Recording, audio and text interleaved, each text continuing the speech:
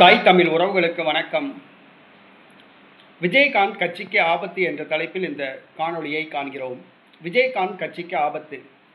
விஜயகாந்த் தேமுதிகவை 2005ஆம் ஆண்டு இவர் ஆரம்பித்தார். மதுரையில் ஆரம்பித்தார்.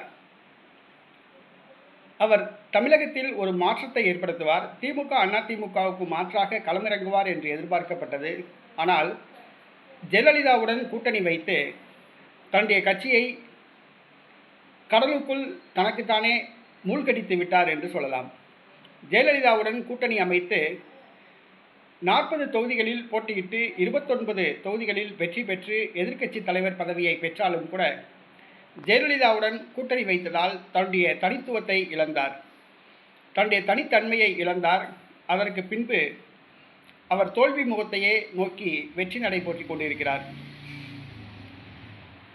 அதற்கு பின்பு அவருடைய உடல்நலக் குறைவு ஏற்பட்டு விஜயகாந்த் காலமாகிவிட்டார். அவர் உடல்நலக் குறைவால் பாதிக்கப்பட்ட பொழுது விஜயகாந்த் கட்சியை பிரேமலதாவும் சுதீஷும் தான் வழிநடத்தியதாக கூறப்பட்டது.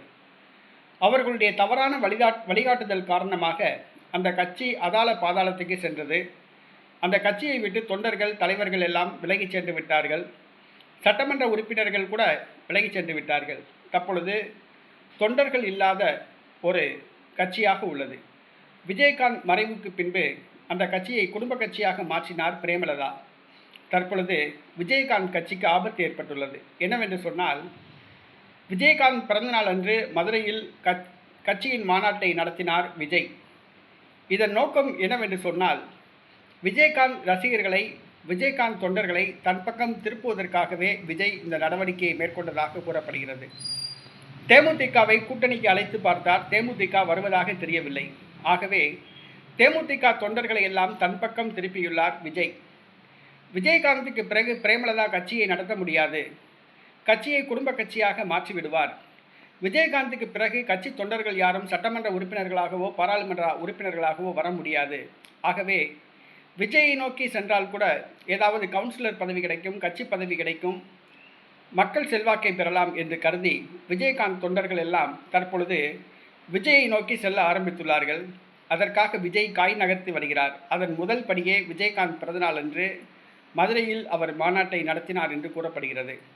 விஜயகாந்தை தன்னுடைய குருநாதர் என்றும் அண்ணன் என்றும் மானசீக குரு என்றும் அவர் கூறி வருகிறார். ஆக விஜயகாந்த் தன்னுடைய தலைவர் என்று அவர் கூறிவிட்ட காரணத்தினால் விஜயகாந்த் தொண்டர்கள் எல்லாம் தற்பொழுது விஜயை நோக்கி பயணிக்கிறார்கள். தற்பொழுது விஜயகாந்த் கட்சிக்கு ஒரு ஆபத்து ஏற்பட்டுள்ளது. பிரேமலதா ஒரு மாலுமியாக இருந்து அந்த கட்சியை கரை சேர்ப்பாரா அல்லது அந்த கட்சியை மூழ்கடிப்பாரா என்பதை பொறுத்திருந்து பார்ப்போம். ஆனால் விஜயகாந்த் கட்சிக்கு ஆபத்து என்பது மட்டும் உண்மை.